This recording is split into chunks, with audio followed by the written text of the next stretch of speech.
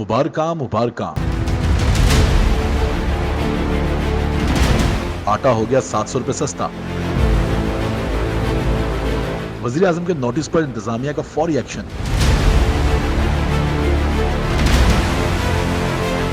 خیبر پختونخوا میں آٹے کے بحران پر وزیر اعظم شہباز شریف کا سخت نوٹس رنگ لے گیا۔ شہباز شریف کے نوٹس کے بعد انتظامیہ فوری طور پر حرکت میں آ گئی۔ مارکیٹ میں 20 کلو کے تھیلے میں 700 روپے کی نمایاں کمی کر دی گئی، جس کے بعد پشاور میں 20 کلو آٹے کا تھیلا 3300 روپے سے کم ہو کر 2600 روپے میں فروخت ہونے لگا۔ مگر دوسری جانب نان بھائیوں کی تاحال ہٹ دھرمی جاری ہے۔